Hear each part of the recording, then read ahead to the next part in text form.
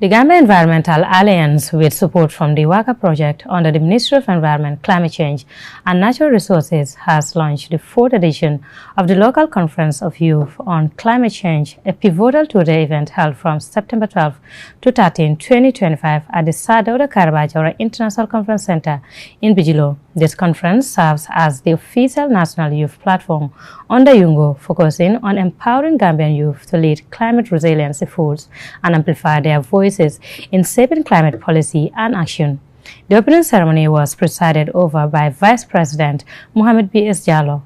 This is the 4th edition of the annual conference, which gathered around 300 young participants, including girls and persons living with disabilities from across the country, to engage in discussions on environmental and climate challenges affecting their communities. This event precedes the UN Climate Change Conference of Youth, which takes place ahead of the Global Conference of Parties known as COP30. Since its inception in the Gambia in 2022, ELCOI has provided an essential space for youth to share ideas and expertise aimed at fostering inclusive and sustainable climate action. The Gambia Environmental Alliance has been at the forefront of organizing this event, which has grown from over 100 participants initially to a much larger and more diverse gathering this year. Hadijatu Sise served as the ELCOI lead coordinator overseeing the event's implementation. ELCOI Gambia has succeeded in establishing a unified platform at a national level since 2022 that amplifies the voices of young people through policy and action. As one of the largest youth gatherings on climate change in the Gambia, this convergence laid a strong foundation for young people to formulate the biggest output of the conference, a national youth statement, which is a Gambia youth policy document that will be outline the collective demands and recommendations from Gambian youths. This document will be presented to our government and partners, as well will be incorporated in the Global Youth Statement at the 20th United Nations Conference of Youth on Climate Change. This will also be presented to the COP30 as a Global Youth Policy document in Brazil. ELCOI Gambia hence provides a platform for us to shape climate policies that reflects the needs of vulnerable and marginalized groups facing the brunt of environmental challenges. For the second consecutive years, we have proven a track record of being among the best youth-led climate conference at the global stage by UNGO. ELCOI Gambia 2025 aims to raise climate awareness, empower youth to influence policies, build negotiation skills, and foster multi-stakeholder dialogue. Its long-term goals include enhancing climate literacy, increasing youth participation in decision-making, and promoting green jobs in renewable energy, sustainable agriculture, and ecotourism sectors. Mohamed Haidara, Secretary General of the Gambia Environmental Alliance, emphasized the conference role in empowering youth and how it has been able to influence national environment and climate change strategies.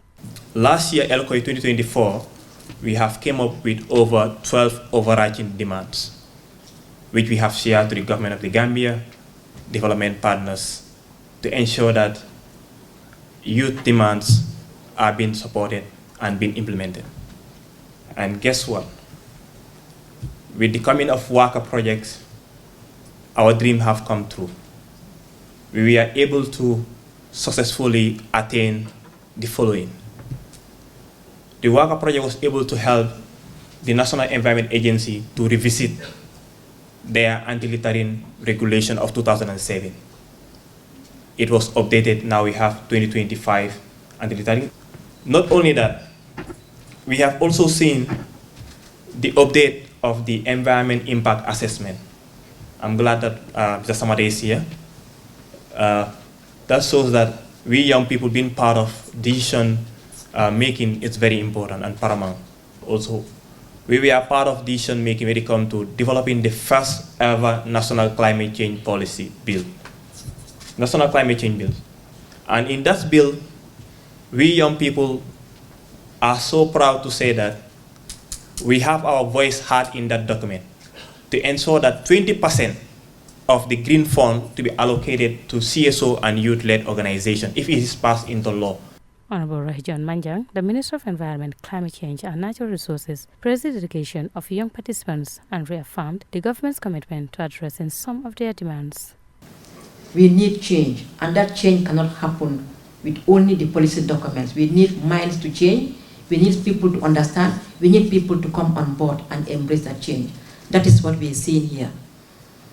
For the demands, I don't want to go specific, but I can assure that at least we will be able to provide one ticket under the worker funds, even if we are going to drop one person. But the second one stands a chance. We will do our best. But the first, I can use my authority to give a verdict that it will be approved, inshallah. Do the request as quickly as possible, it will be approved. On the policy front, let's work hand in hand. That is what is important. Luckily, you have us here. The opening ceremony was presided over by Vice President Mohamed B.S. Jallow, who recognized the significance of the annual event and assured government support for youth-led climate initiatives, as well as meeting some of the demands made during the conference. I'm here today for the first time, but I assure you, it will not be the last. From this day forward, I would lead with a new story, the story of you. I will tell them about the Gambian youth who are not waiting for the world to save them, but who are saving their world. My office will establish an annual dialogue on youth and climate change. This will be a strategic planning session where your policy proposals are directly fed into our national negotiating positions for the COP and our national climate investment plans. I assure you of the Gambia's government's commitment, and your energy will be our strategy, and your resilience will also be our national security.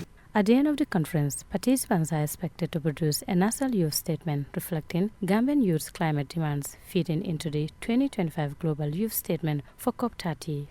Other outcomes include an inclusive participation framework, increased climate awareness through outreach, and capacity building in climate negotiation and advocacy. El Quaid Gambia 2025 empowers youth, especially marginalized groups, to influence climate policies and actively engage in local and global climate action, advancing sustainable development and resilience nationwide. Mariam Adem, reporting for Star TV News.